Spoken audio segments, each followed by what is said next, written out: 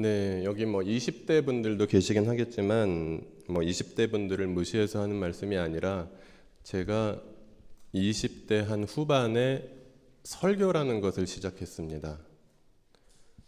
대학을 나와서 대학원에 들어가자마자 설교를 시작해서 한 27살 때인가 설교를 시작했는데, 물론 주일 예배 설교할 기회는 별로 없었고, 수요 예배 설교를 하는 뭐 그런 기회가 몇 번 있었는데, 이렇게 그 당시에 성도들 중에서 젊은 분들이 많지는 않았습니다. 좀 작은 교회에서 거의 할머니들만 계신 곳에서 이제 20몇 살짜리 전도사가 설교를 하는 그런 기회가 또 감사하게 몇 번 주어진 적이 있었습니다. 지금도 설교를 준비할 때마다 혹은 설교를 하기 위해서 이 자리에 설 때마다 그때가 기억나는 것은 머리에 니트로 된 모자를 쓰고 남편과 함께 오신 어느 여 집사님, 머리는 삭발을 하신 분이셨습니다. 암 투병을 하시던 분이었는데 그날 수요 예배를 드리고 목요일을 맞이하지 못하셨던 어떤 집사님을 저는 가끔 생각합니다. 누군가에게 우리가 이렇게 드리고 있는 예배는 인생에서 마지막 예배가 될 수도 있다는 것을 생각하며 설교를 준비하다가도 정말 이 예배를 함부로 준비해서는 안 된다. 그리고 여기서 주고받는 말들도 정말 함부로 해서는 안 된다라는 생각을 다시 한번 가다듬게 되는, 저에게는 그런 경험이 있었습니다. 만약에 이 예배가 이 세상에서 우리가 드리는 마지막 예배라면 여러분은 어떤 느낌이 드시겠습니까? 만약에 이 세상에서 우리가 드리는 마지막 예배, 그리고 여러분이 들으시는 마지막 설교라면 여러분은 어떤 설교를 듣기 원하십니까? 다른 목사님 설교를 듣기 원하실 수도 있습니다. 근데 제가 해드릴 수 있는 것은 별로 없네요. 너무 갑작스러워서. 저는 무슨 설교를 하려고 할까요? 아마 모든 군더더기가 사라지고 정말 나누어야 하는 말씀만 순수하게 나누고자 하는 마음이 들 것이라고 저는 생각합니다. 오늘 우리가 함께 나눌 에베소서 2장의 말씀은 조금 어색합니다. 감옥에 있는 사도가 거의 마지막일지도 모르는 편지를 쓰고 있다는 것입니다. 그리고 초대교회의 박해 상황에서 언제 죽을지 모르는 사람들에게 편지를 쓰고 있다는 것입니다. 그러면 제 생각에는 제가 과거에 열심히 거리에 나갈 때 선배들이 가르쳐준 것이 있었어요. 경찰이 쫓아오면 경찰과 반대 방향으로 걸어가라. 그리고 가능하면 청바지 입지 말고 양복을 입고 걸어가라. 그리고 남녀가 짝을 이루어서 걸어가라. 그리고 만약에 경찰에 잡히면 아무것도 모른다고 말해라.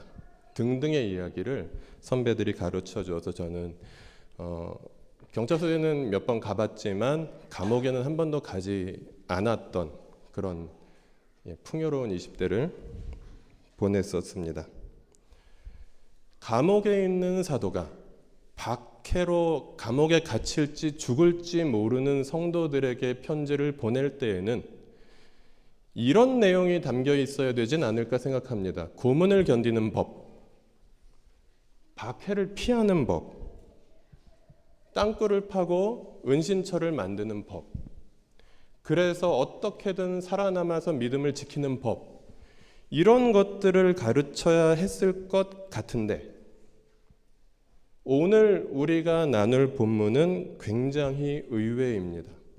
사도는 이미 복음을 듣고 예수 그리스도의 제자가 된 사람들에게, 이미 그리스도인이 된 사람들에게 그들이 적어도 인생에 한 번은 듣고 그리스도인이 되었던 그 복음을 다시 전하고 있다는 사실입니다. 어떻게 생각하면 어색하지만 왜 그 엄중한 상황에서 바울은 복음을 전하고 있는 것일까 하는 생각이 들기도 하지만, 우리가 처음에 생각해 보았듯이 이것이 우리가 나눌 마지막 예배라면, 이것이 우리가 나눌 마지막 말씀이라면 더 이상 군더더기가 없이 복음을 나누고 싶었을 것이다. 그리고 그 사도의 마지막일지도 모르는 편지를 아마 가정교회 같은 상황에서 누군가가 낭독해 주는 것을 에베소 교인들이 들었을 것입니다. 그 복음을 들으면서 언제 잡혀갈지 모르는 사람들이, 언제 사자에 물려 죽을지 모르는 사람들이 그 복음을 들으면서 자신이 누구인가? 우리는 왜 죽어야 하며 우리는 왜 살아야 하는가? 그리고 그 죽음 이후에는 무엇이 우리에게 남겨져 있는가? 이런 것들을 다시 생각할 수 있는 기회가 되지 않았을까 추측합니다. 그래서 오늘은 바울이 전한 복음의 핵심, 누군가가 복음을 들려달라고 하거든 요한복음 3장 16절을 들려주십시오.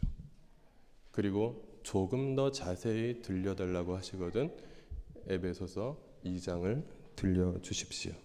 이 복음의 핵심적인 내용들을 함께 나누고자 합니다.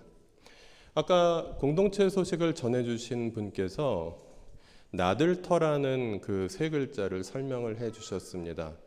주중에 예배도 드리고 목회자들이 사무실로도 사용하는 공간이 대화동에 있습니다.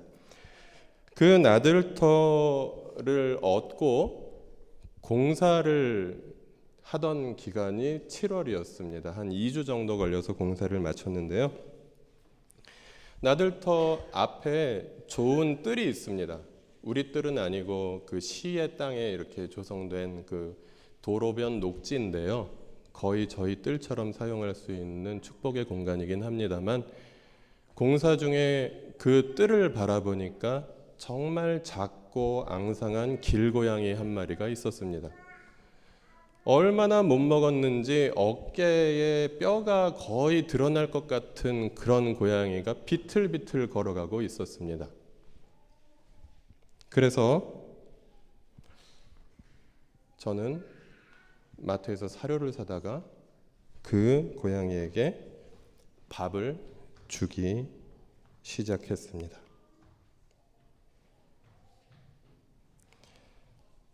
네.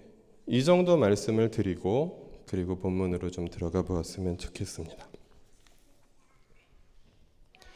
같이 에베소서 1장 2장 1절부터 3절 같이 읽어보실까요? 여러분도 전에는 허물과 죄로 죽었던 사람들입니다.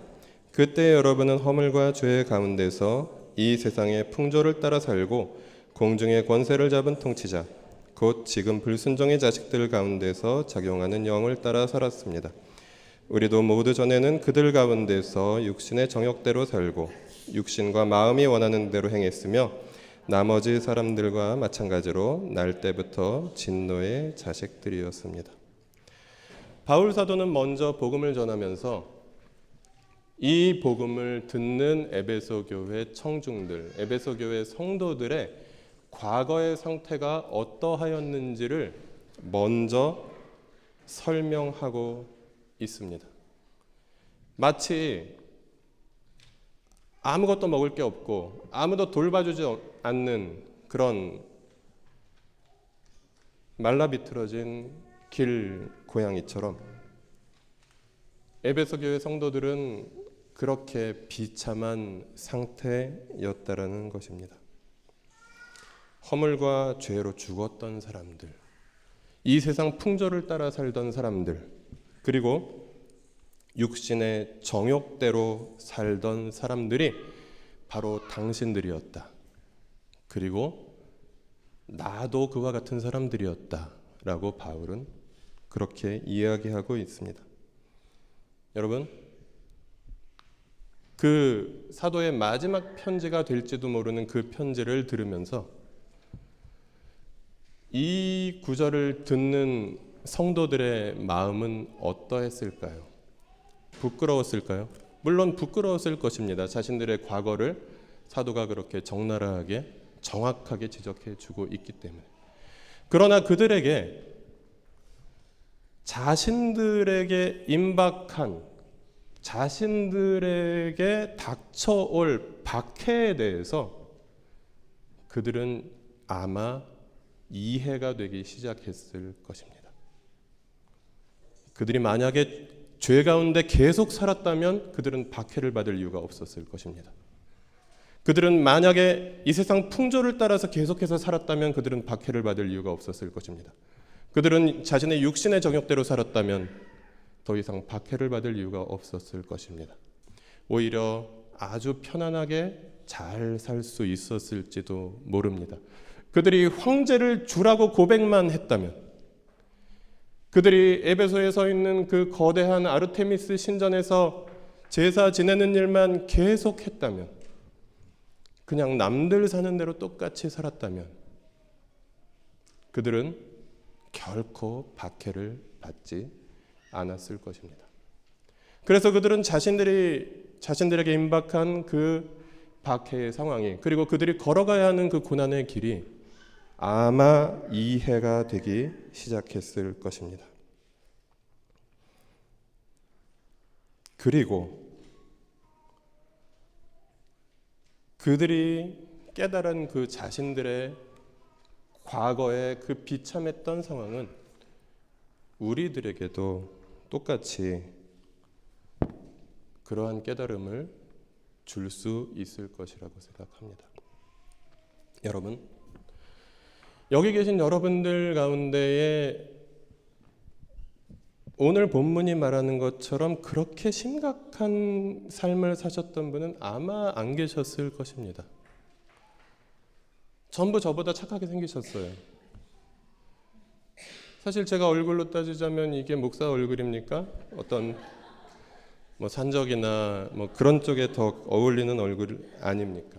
여러분은 저보다 훨씬 착하고 선한 인생을 살아오셨던 것처럼 보이는 분들이 여기 다 앉아 계십니다. 그러나 우리에게 있어서 우리가 살아왔던 삶을 정리해 본다면, 그리고 내가 악한 삶을 반복해서 살아왔기 때문이 아니라 인간이라는 존재가 얼마나 악하며 나는 그 중에 한 사람이라는 것을 깨달을 수 있다면 우리는 모두 사도가 말하는 우리들의 과거의 비참한 상태에 동의하지 않을 수 없을 것입니다. 저는 어제 그러한 것들을 다시 한번 느낄 수 있는 기회가 있었습니다. 메카에서 일어난 대사원 참사의 소식을 접하면서 저는 우리는 정말 악한 사람들이구나, 그리고 내가 바로 그렇게 악한 사람이구나 라고 생각했습니다. 인터넷으로 메카에서 대사원 참사가 일어났다는 소식이 들려오자 저는 어떤 생각이 들었는지 아십니까? 이슬람교도들에게 천벌이 내렸다라고 댓글이 달리겠구나 라는 생각이 들었습니다. 그래서 그 댓글들을 확인해 보았습니다. 엄청난 댓글들이 달렸어요. 수백 개의 댓글들이 기사마다 달렸고, 그 댓글들 중에서 고인을 추모하는 댓글은 하나도 없었습니다.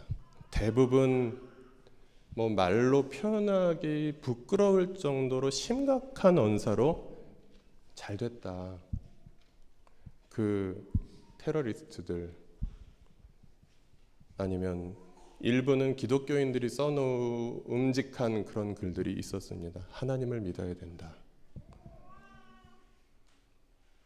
수백 명에 가까운 사람들이 갑자기 어떤 고통을 당하고 있는 그 상황에서 그들이 하나님을 믿지 않았기 때문에 저주를 받은 것이다라는 말을 함부로 할 수 있는 사람들이 바로 우리들이라는 것입니다.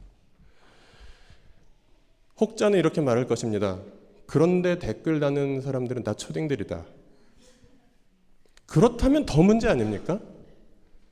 이 땅의 초등학생들이 그렇게 마음이 물론 다 초등학생들은 아니라고 생각하고요. 그게 바로 우리들의 모습이라는 것입니다. 저는 이렇게 노란 리본 배지를 달고 있는데요. 제가 얼마나 악한지 아십니까? 작년에는 정말 세월호 사건이 저에게 큰 고통으로 다가왔었는데 조금씩 그 고통이 약해지는 저의 모습을 발견합니다. 일주일에 한 번은 서명운동에 나가던 것이 작년에 거의 그렇게 살았었는데 요즘은 그것도 멈추었습니다. 그러나 지금도 일산에서 광장에서 계속해서 시민들에게 이 문제의 정의로운 해결을 위해서 알리고 있는 사람들이 있는데도 말입니다. 지난주에 전 세계를 가슴 아프게 만들었던 한 장의 사진이 있었습니다. 우리들의 잔인성을 고발하는 그 사진 앞에서 우리들은 모두 고통스러워하면서 모두가 나의 아픔으로 여기며 자신의 안일한 삶을 반성했지만, 그리고 그 지구 반대편의 아이의 이름도 우리는 알고 있지만, 그러나 물에 빠져서 아직도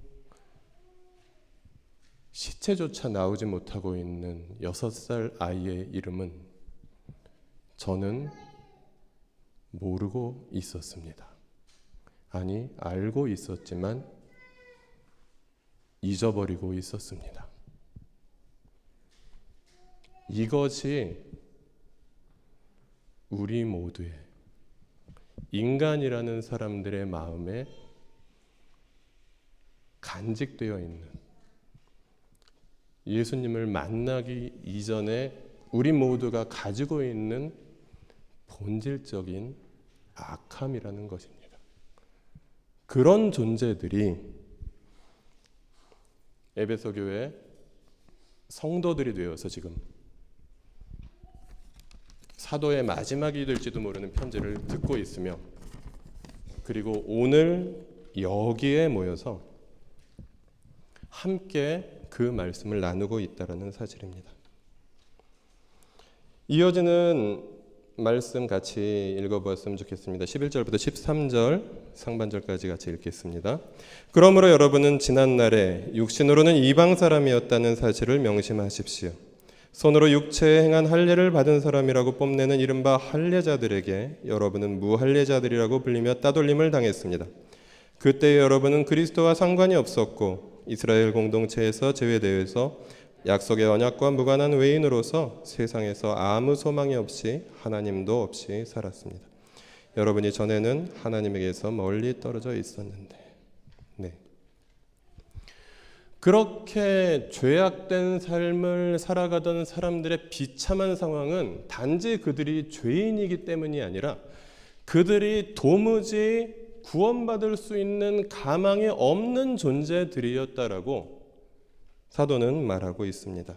죄악 속에 살면서 그리스도와 상관없이 살면서 하나님의 언약과 무관한 존재로 살아가는 사람들이 바로 에베소 교회 교인들이었고, 그리고 지금 여기 앉아있는 우리들의 그런 존재의 비참함이었다라는 것입니다.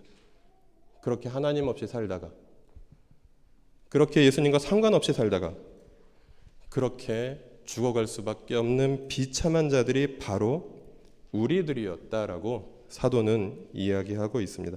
그런데 사도는 이어지는 4절 말씀에서 우리가 이렇게 비참한 자들이었다, 우리가 이렇게 악한 자들이었다라고 말하면서 사도는 이렇게 말합니다. 여러분 따라해 주시겠습니까? 그러나 하나님은, 감사합니다. 그러나 하나님은 자비가 넘치는 분이셔서 같이 4절부터 6절까지 읽어보실까요? 그러나 하나님은 자비가 넘치는 분이셔서 우리를 사랑하신 그 크신 사랑으로 말미암아 범죄로 죽은 우리를 그리스도와 함께 살려주셨습니다. 여러분은 은혜로 구원을 얻었습니다. 하나님께서 그리스도 예수 안에서 우리를 그분과 함께 살리시고 하늘에 함께 앉게 하셨습니다. 네. 우리에게 그 어떤 자격이나 가능성이 있어서가 아니라 하나님께서 일방적으로, 왜냐하면 그분이 사랑이 풍성하신 분이시기 때문에, 그분이 은혜가 넘치는 분이시기 때문에, 그분이 우리를 불쌍히 여기시는 분이시기 때문에 아들을 보내셔서 죽게 하시고, 그 죽음당하신 아들 안에서 그 죽음당하신 아들과 함께 죽어 마땅한 자들, 아니 이미 죽은 존재였던 자들을 하나님께서 살리시고 하늘에 앉히셨다라고 말씀하시는 것이 우리가 함께 읽은 4절부터 6절까지의 말씀입니다. 그리고 바울 사도는 계속해서 이야기합니다. 바울은 신구약 성경을 꿰뚫는 하나님 나라의 신학으로 복음을 설명해주고 있습니다. 같이 17절 말씀 읽어보시겠습니다. 그분은 오셔서 멀리 떨어져 있는 여러분에게 평화를 전하셨으며 가까이 있는 사람들에게도 평화를 전하셨습니다. 이 말은 바울이 창안해낸 말이 아닙니다. 바울이 계속해서 믿고 있었던 그 하나님께서 과거에 수백 년 전에 이미 예언하시고 선포하셨던 말씀이었습니다. 이사야 57장 19절 같이 읽어보실까요? 이제 내가 말로 평화를 창조한다. 먼 곳에 있는 사람과 가까운 곳에 있는 사람에게 평화가 있어라. 주님께서 약속하신다. 내가 너를 고쳐주마.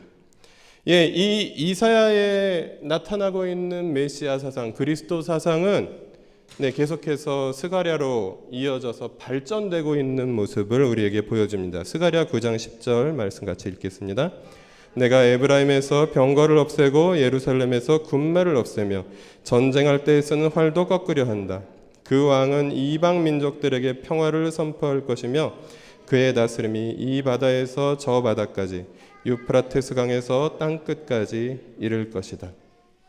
바로 그 평화의 왕이 가까운 곳에 있는 사람들과 먼 데 있는 사람들에게 평화를 선포한 그 하나님의 나라가 우리가 믿는 예수 그리스도를 통해서 이루어졌다라고 시작되었다라고 바울은 선포하고 있습니다. 혹자는 바울이 기독교 신앙을 망친 것이다. 혹자는 바울은 하나님 나라 사상이 없이 그냥 단지 예수님의 십자가만을 말했다라고 이야기하지만 이렇게 명백하게 예수는 이스라엘 민족이 기다리던 바로 그 메시아였으며 그분이 바로 하나님께서 온 세상을 회복시킬 그 회복의 왕이시며 평화의 왕이시다. 예수님이 오신 것은 바로 그 온 세상의 왕이신 하나님을 우리가 함께 믿고 그 안에서 하나님의 백성이 되며 그 하나님의 평화를 함께 누리도록 하나님께서 허락해 주신 사건이다라고 바울은 그렇게 이야기해주고 있는 것입니다. 그래서 그들이 받은 구원, 에베소서에 청중들이었던 에베소 교인들이 받았던 구원은 자연스럽게 개인의 죄악을 용서받은 것에서 나아가서 공동체적인 차원으로 확장됩니다. 다 같이 19절부터 22절 말씀 읽겠습니다. 그러므로 이제부터 여러분은 외국 사람이나 나그네가 아니요 성도들과 함께 시민이며 하나님의 가족입니다. 여러분은 사도들과 예언자들이 놓은 기초 위에 세워진 건물이며 그리스도 예수가 모퉁이돌이 되십니다.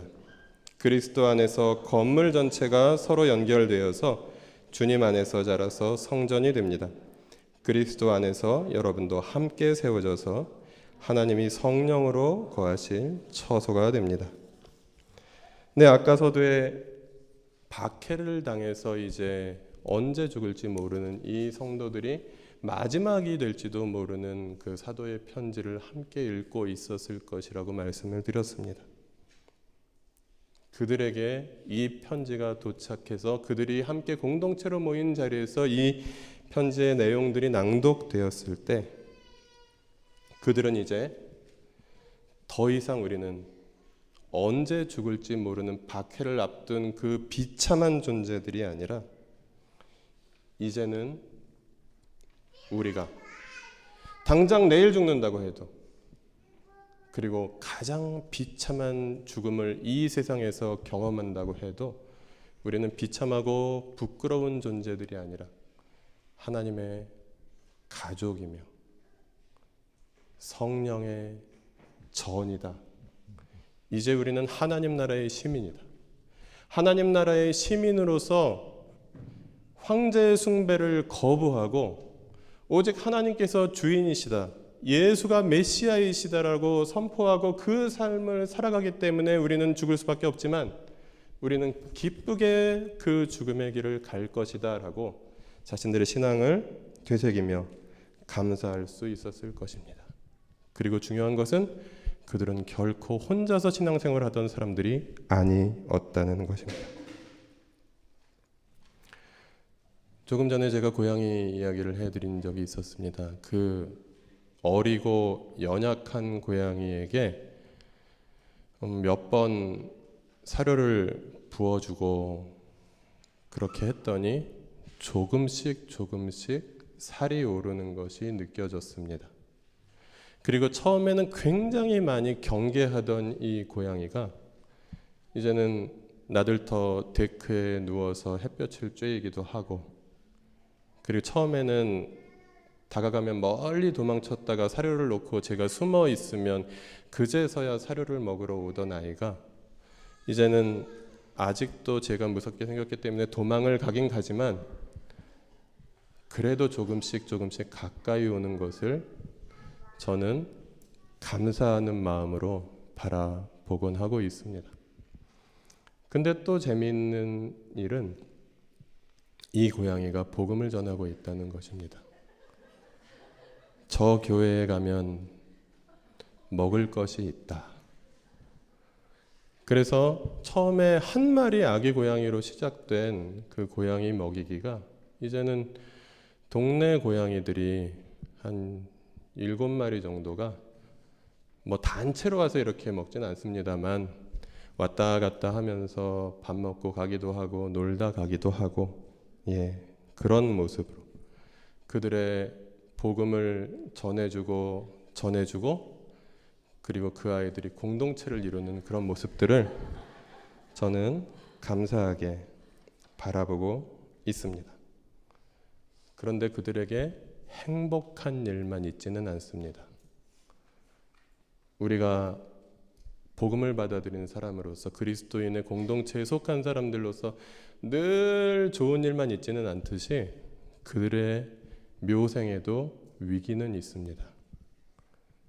나들터 앞 길가에 차들이 왕복 4차선 도로가 있고 차가 자주 다니지는 않지만 그래도 차가 다니는 길을 고양이 아이들이 한 5마리가 이렇게 단체로 길을 건너기도 하고 이런 아찔한 장면들이 연출되기도 합니다. 그리고 교회에 오면 가끔씩 성깔이 까탈스러운 개가 한 마리 있습니다. 그래서 고양이들이 밥 먹으러 순수한 마음으로 오는 것을 그 개가 마구 짖어서 쫓아버릴 때가 많이 있다는 것입니다. 그러나 고양이들은 굴하지 않습니다. 밥을 먹어야 사니까. 여기에 밥이 있으니까. 개가 아무리 짖어도 고양이들은 놀러 옵니다. 그리고 자기들이 먹을 것을 먹으면서 걸어갑니다. 그리고 그 고양이들의 무리지어서 다니는 발걸음이 왠지 귀여워 보이고 왠지 즐거워 보입니다. 이것이 복음을 받아들인 그리스도인들의 삶과 조금 연관된 것이 있지는 않을까. 비슷하다고 하면 저의 너무 지나친 어거지인가 하는 생각이 듭니다. 복음을 받아들이고 그리스도인이 되고 그리고 건강한 공동체에 속했다고 생각하며 함께 즐겁게 신앙생활하고 있는 우리들이지만 우리들의 삶에도 녹록치 않은 현실들이 있다는 것입니다. 가정교회 금요일 저녁에 모이기도 하고 토요일 저녁에 모이기도 해서 한 4-5시간 정도 모여서 밥도 먹고 함께 이야기를 나누다 보면 이 공동체 전체에서 제일 행복한 건 저예요. 모두가 어려움 속에서 살고 있습니다. 직장이나 육아의 어려움이 우리 가족들 연령대에서 가장 대표적인 어려움이겠지만 상사와의 관계라든가 또 자녀들을 키우는 문제라든가 또 부모님과의 갈등이라든가 아니면 부모님의 건강이라든가 여러 가지 문제들로 물론 저도 근심과 걱정이 없지 않습니다. 그러나 상대적으로 조금 나은 것 같습니다. 모든 가족들이 저마다 어려움들이 있고 그 아픔들을 나누는 시간이 가정교회 모임입니다. 그래서 저는 모든 가족들이 힘들어하는데 목사가 이렇게 행복한 것이 윤리적으로 올바른 것인가 하는 고민이 들기도 합니다. 저도 1000명 넘는 교회에 작년까지 일할 때에는 매우 힘들기도 했습니다. 이것은 가능하면 이렇게 녹화에서는 빼주시면 감사하겠는데요. 예. 그러나 지금 이 조그만 공동체를 가족들과 함께 한 걸음 한 걸음 이렇게 세워나가는 모습들을 함께 하면서 저는 너무도 감사하고 행복하지만 가족들이 이렇게 힘들게 세상에서 싸우고 있는데 목사는 어디까지 행복해야 하는 것인가 하는 질문을 하며 거기에 대한 고민들도 좀 깊이 해야 할 문제가 아닌가 하는 생각이 듭니다. 이렇게 우리 그리스도인들의 삶은 결코 우리가 복음을 받아들였다고 해서 우리가 하나님의 백성이 되었다고 해서 순탄하지만은 않다는 것입니다. 그런 삶을 우리도 살아갈 수 있는데 우리도 힘들 수 있고 그리고 우리가 그리스도인답게 살기 위해서 살 때 더 힘들 수 있는데 그 힘든 세상살이가 우리가 그 힘든 세상살이를 살아갈 때 복음은 우리에게 어떤 영향을 끼치는가? 예수님은 우리에게 어떤 의미를 주시는가? 우리가 속한 공동체는 우리가 이 힘든 세상살이를 경험할 때 어떤 영향을 끼치는가? 그런 것들을 오늘 본문을 통해서 여러분이 다 이미 들으시고 대부분 예수님을 영접하시고 그리스도인이 되셨지만 다시 한번 스스로에게 물어보시고 또 공동체 모임에서 함께 물어보시고 그리고 우리는 어떻게 이 아픔 많은 세상을 그리스도인으로 살 것인가? 복음은 나의 인생에 왜 여전히 들려져야 하고 왜 이 복음은 내가 과거에 한때 이 하나님 나라에 들어오기 위해서 그냥 통과 의례로 받아들인 복음이 아니라 왜 나의 인생에 계속해서 생동감 있게 메아리 쳐야 하는 것인가를 함께 생각해 볼 수 있는 그래서 그 복음 앞에서 다시 우리의 삶을 다시 한번 추스리고 그리고 우리의 삶을 다시 한번 그려보고 그리고 혼자서가 아니라 이제 함께 복음 받아들이는 사람들 그 공동체 안에서 함께 손잡고 함께 주님의 백성으로서의 복음 받은 사람들로서의 발걸음을 시작하는 일들 이 일들이 우리 모두에게 있기를 주님께서는 이 시간 우리에게 원하신다는 것입니다. 여러분, 복음으로 충분합니까? 복음으로 충분하다는 말은 성경에서 역사나 이런 것 다 필요 없고 복음만 있으면 된다는 말이 아닙니다. 왜냐하면 이 복음은 신약과 구약의 모든 핵심을 관통하는 하나님 나라 사상의 집약이기 때문입니다. 이 복음이 나에게 있을 때 복음으로 충분한 사람이 되어야 맞습니다. 그래야 복음이 복음입니다. 그래야 우리가 받은 복음이 참된 복음입니다. 그래야 우리가 걸어가는 이 길이 참된 길입니다. 그 복음이 우리가 걸어가는 이 고달픈 삶에 계속해서 영향을 미치고 계속해서 힘을 주고 계속해서 이 우리가 경험하고 있는, 그리고 에베소 교회 성도들도 경험했을 그 박해나 어려움이라는 현상, 그 현상을 넘어서 우리가 하나님의 품 안에 안겨 있는 실상, 우리가 예수님을 모시고 예수님과 함께 그리스도 안에서 살아가고 있는 사람들이라는 참된 진실, 그것을 깨닫게 해주는 그런 복음이어야 한다고 사도는 우리에게 말하고 있는 것입니다. 마지막으로 7절부터 10절까지 말씀 같이 읽겠습니다. 그것은 하나님께서 그리스도 예수 안에서 우리에게 자비로 베풀어 주신 그 은혜가 얼마나 풍성한지를 장차 올 모든 세대에게 드러내 보이시기 위함입니다. 여러분은 믿음을 통하여 은혜로 구원을 얻었습니다. 이것은 여러분에게서 난 것이 아니요 하나님의 선물입니다. 행위에서 난 것이 아닙니다. 그러므로 아무도 자랑할 수 없습니다. 우리는 하나님의 작품입니다. 선한 일을 하게 하시려고 하나님께서 그리스도 안에서 우리를 만드셨습니다. 하나님께서 이렇게 미리 준비하신 것은 우리가 선한 일을 하며 살아가게 하시려는 것입니다. 아멘.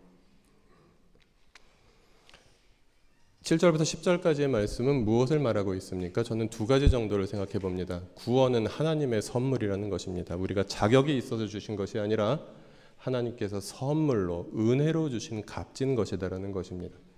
그런데 그 은혜를 주신 목적이 있습니다.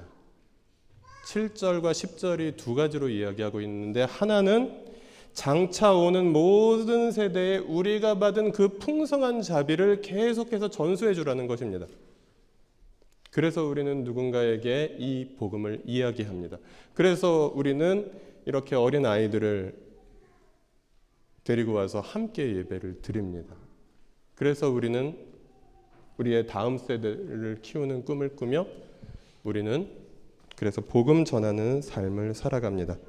10절에 또 하나의 이야기가 나옵니다. 그것은 우리가 하나님의 작품으로서, 우리는 누구죠?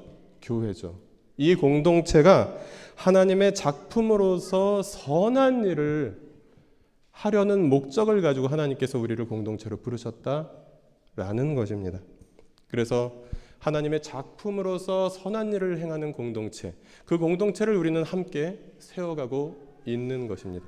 이 공동체에 속하셔서 기쁘게 우리의 고달픈 삶을 서로 격려하며 또 함께 고민하며 함께 아파하며 함께 기도하며 걸어가시고, 그리고 우리가 공동체로서 하나님께서 계획하신 우리에게 맡기시고자 하시는 선한 일은 무엇인가, 그것을 계속해서 물으시면서 기도하시면서 그 선한 일을 발견하셨거들랑 손잡고 힘차게 걸어가시는, 그래서 선한 열매들을 맺어가며 우리를 구원하신 하나님께 기쁘게 우리의 복음으로 가득한 삶을 올려드리는 그런 주님의 백성들 되시기를 주님의 이름으로 부탁드리겠습니다.